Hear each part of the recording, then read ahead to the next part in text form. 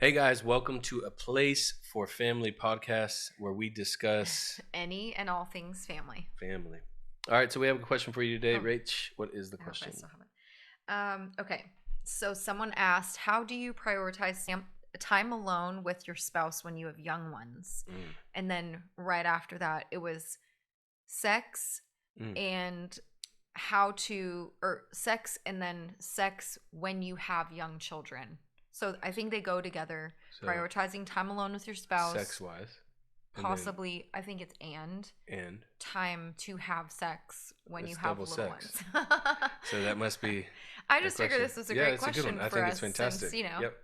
we have young ones and we have old ones God, that we're trying to prioritize yes. time And when the hiding old from, you ones know what? recognize, wait, what's going on in there? I know they're not playing Yeah, you together. think you have it hard when you have young ones, Oh but my wait till they're gosh, man. 15 and they're like, "What are you doing?" It's Yeah. like, "No." No. Bedtime is everything because our Yeah. time, if we don't get the kids down at a specific time and we've been taking care of the kids all day, we're exhausted. Mhm. Mostly you are exhausted, No, we because you're both doing are. no but you're doing a lot, and so if we don't get them down on time, then that takes away our time, Mhm. because we realize we have to also get to bed early now that we have the little guy who's waking up still to eat in the middle of the night. Yeah, we have a very interesting dynamic, so I just felt like it was a great question because um so we our kids were young and we've been through the whole, young parents in our 20s stage. Hmm. Um and then our kids got older finally, and so we kind of were able to have more time in a different way because the kids were older, they could kind of, they're Yeah. self-sustaining, whatever. And then we ended up having a little surprise baby, and so we're back at 40. I'm Yeah. 41 and you're 42, almost 43, back in that stage. So it's very interesting because we've got the baby, and I mean, this is just us. I'm not saying I recommend it, but the baby's in our bed because Yeah. I don't know, we just got here somehow. No, mom, you love sleeping with him. Yeah, he's in the middle of us, so I'm not saying that's um the best But decision. it works for It works It for works us. for us. For you. Yeah, it works for us. More So for you. the thing is, we have had to get creative, but I would Yeah. say when the kids were young, we prioritized dates. Yep. And it can be difficult, I'm sure, if you don't have help, but if you are surrounded by family, like, leave the kids with your family. Yeah. When it's inconvenient. Like, I remember by the time we'd get to date night, I was exhausted. Yeah. And the last thing I wanted to do was go on a date.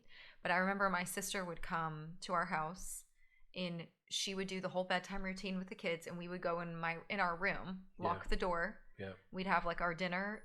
We'd take our dinner in there and have a picnic, and we'd watch a movie, and we literally would go, she'd put the kids to sleep. Yeah. And we would have a date in our room because we were tired and we wanted to be in our PJs. And that was a really fun, I feel like we had so much fun when we did that. Now we have started a routine in the closet. Yeah. That's what we do. We do. We put the kids down for bed. It's so funny because our tricky thing though is, so we have a baby that goes to bed, and yes, he sleeps in our bed, but he sleeps great. So he's asleep and we're able to go do our own thing. Yeah. Our bigger issue, believe it or not, than having a baby is we can't put our 15, 16-year-old to sleep at 8 o'clock. Yeah. And it's so funny because, like, we get them all to bed. The older one, still kind of hangs out with his brothers in the room, and they'll have their nighttime devotions, and then we say, hey, you got to stay in your bedroom, hang out with each other, and typically they fall asleep. But we go into our closet, we lock the door. We're gonna give you insight. We lock the door, and then life. in our closet we have a baby monitor that's facing Levi, and then I have my phone that is the camera for the living room that is on our Simply Safe. It looks like we're like security guards in a booth with all these little cameras up, making sure that we can keep track of everybody. And we have the computer so we can watch a movie. We usually watch we love Restaurant Impossible or Kitchen Nightmares or whatever. If we find a movie, there's really less movies to watch nowadays. And so we'll try to create our own little space in there that is fortified with 3 different entry points in case one is breached. We have time. Yeah, we're not the kind of couple that's like, oh, like we're just not going to have our kids walk in on us. That's No, just it's not not happening in happening. my lifetime Mm-mm. because that is just traumatizing on every angle. Yeah, no. We'd love to So, hear about the stories from those of you who actually had that experience. But well, you walked with all that being said, I think just prioritizing the time. prioritizing your time together and doing whatever you need to do within the schedule of your home to make sure that time together is a priority. And we have found that bedtime is that it's very important. We don't want to maneuver that around too much or too often because it reaches into our time and we Yeah, need our time. we definitely need our time. I Yeah. think that um, it's not always convenient. And I think that there's a lot of nights where you're exhausted when you are young parents or just parents of little Yeah. ones. You're tired, you don't feel like it.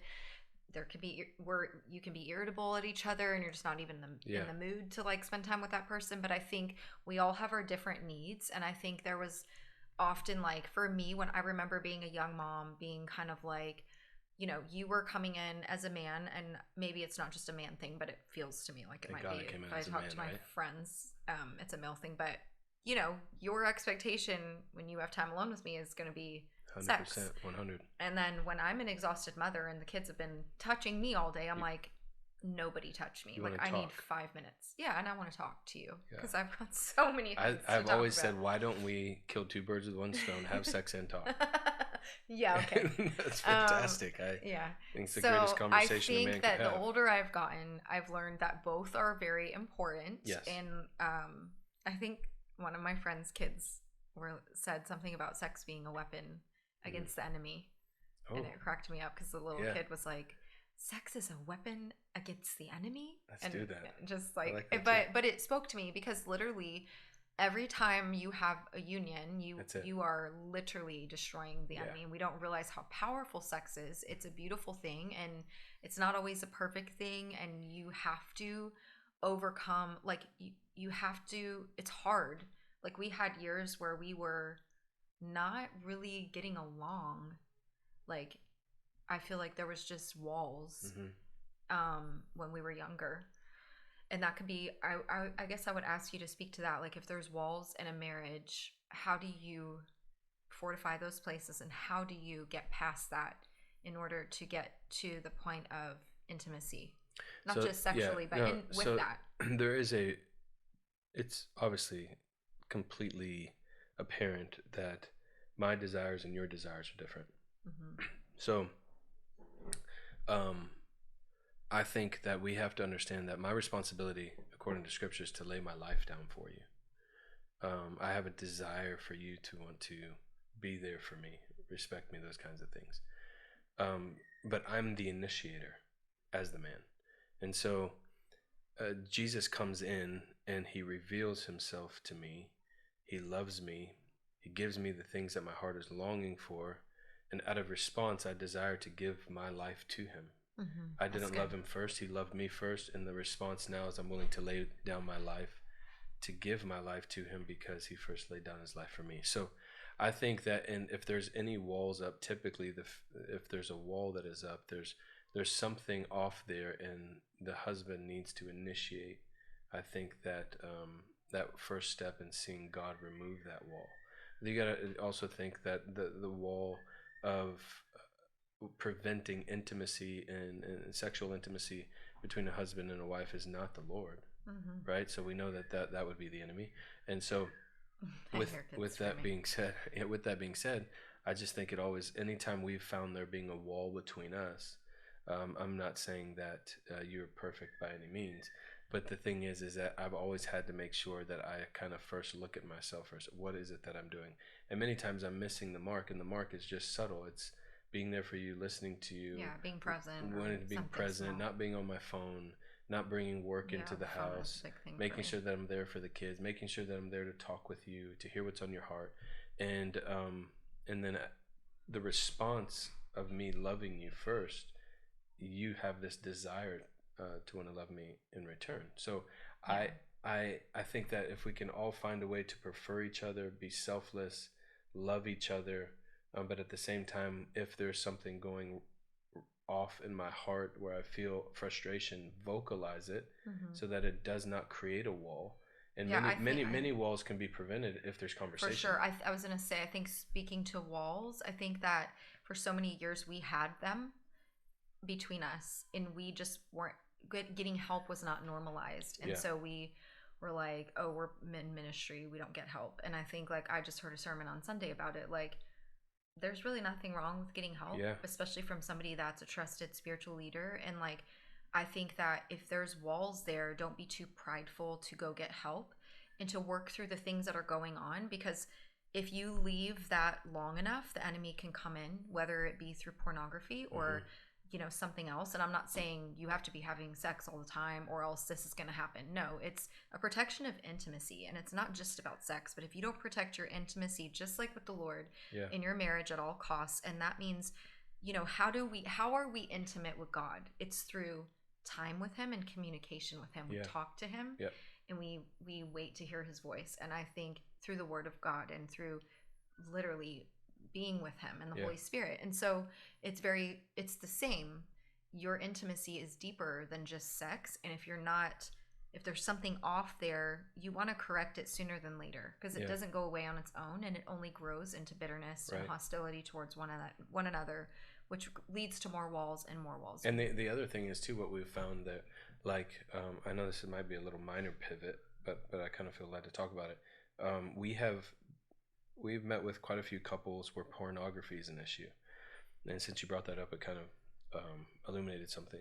I remember one time a wife was continuing to have sex with her husband because she didn't want her husband to look at the wrong things, Mm-hmm. and it wasn't being utilized the way God intended it to be utilized. There was actually, she was having sex in fear, Yeah. and so there wasn't beautiful fruit attached to the two becoming one. No. It was actually out of this fear that I just don't want my husband to do something.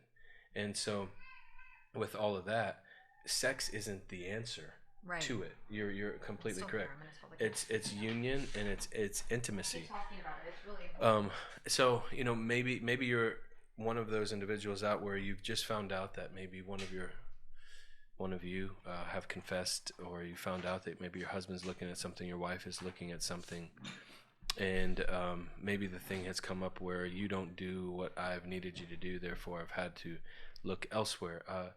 That's not the response that you should hear, and that's not the response that the Lord desires to hear.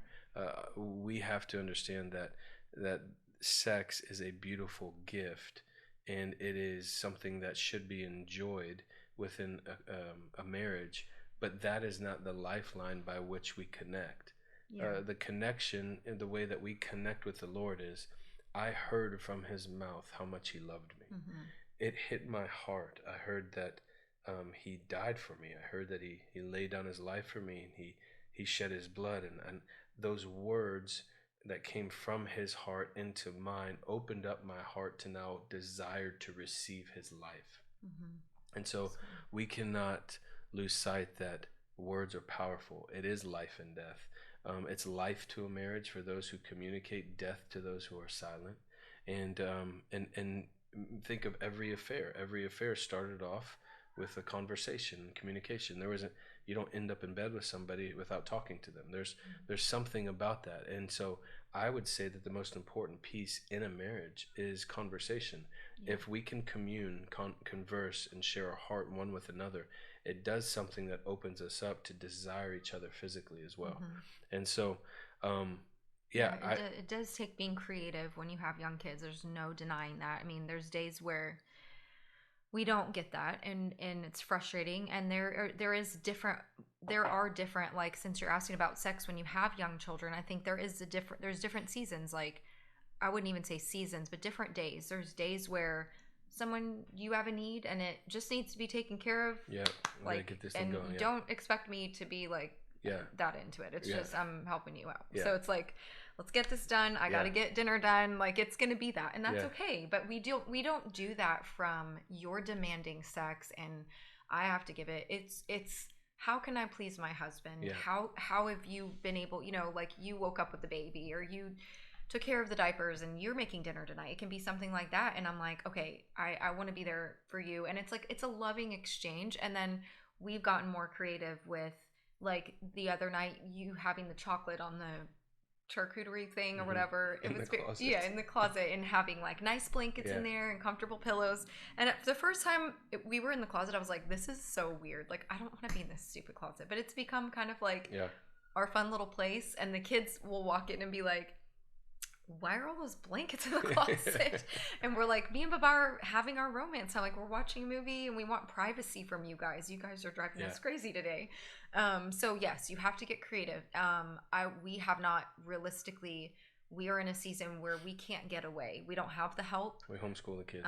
We are homeschooling our children. We Yeah. are together 24/7, Yeah. and there's The a great ministries grace on us out of our from house. it Yep. for Everything's it, over. but Yeah. it is not easy, Yeah. not for the faint of heart. Yeah. So for us, this question hit home because Yeah. we're like, wow, like we feel for you guys that, or Yeah. for whoever asked. It's hard. Yeah, and I think it circles back around to our original answer, which is you have to prioritize bedtime. There has to be a schedule. You have to adhere to a schedule. If you don't, then things will reach into your personal time and your time of intimacy. And trust me, whether your kids want your time or not, the fact is they want mommy and daddy happy. Yeah, pour into your marriage. You got to pour into it. It has to be a priority. If you it's have something in-laws that will desire. help you, like Yeah. leave the kids if they're crying, and they'll be okay. Like Yeah. I'm not saying to go for long periods of And time, and but- you know, there were seasons where we couldn't afford Mhm. you know, people to come in. That's where, honestly, that's where the closet concept actually evolved. Where Yeah.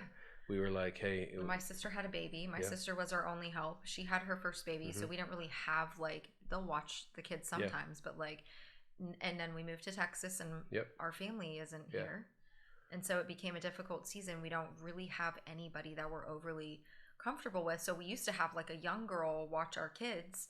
And now we have a teenager, so I'm not going to leave my teenager Yeah, with with like a another 17-year-old teenager. Yeah. teenager. So Yeah. it's just an interesting. Get creative. Yeah. Get All creative. in all, prioritize it. Make it a priority. It pleases each other. It also pleases the Lord.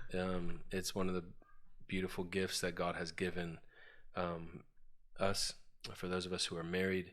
And non-sexual affection. Why don't we quickly talk about that? Non-sexual affection, I'm not an expert on. You One could of probably our, talk we about sat that. with one of our friends. They were a couple who they'll probably watch this. Non-sexual And, affection. The husband was like, "Bro, you gotta have non-sexual affection." That's Well, how I was like, life- wait. I was like, so are you saying that non-sexual affection is not going to lead into sex? So the affection that I give right now should have no desire to lead to sex? He goes, absolutely. I'm like, Theo I'm growing, and doesn't I'm not there function yet. that I'm way. trying my best. I was like, "Stop! Can you just touch me just to touch me?" Theo's like, "No." He's like, "You're so blessed. I want you all the time." Yeah, I'm like, exactly. I go to, if I want to have privacy, I have to hide in my closet to change. Yep. Because it's just, That's just how it is. But we've been married for 19 years, so I guess it's a gift. Yeah, it is a gift. And now You're it was welcome. not always this way. So You're welcome. it takes the Lord Yes, and it does. fighting for it. Fight Yeah. for your marriage. Fight for your marriage. Yep. For intimacy together. All right, we love you guys. Remember, keep forwarding us these questions. This is fun. We love answering them. Again, if we don't have the answer to these questions, we would love to learn from somebody who does.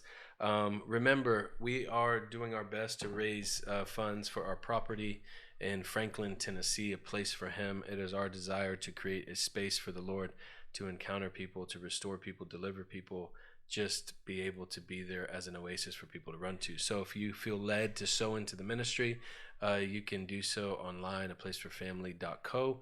We would love your support. We love you guys, and we will see you next time. Bye-bye.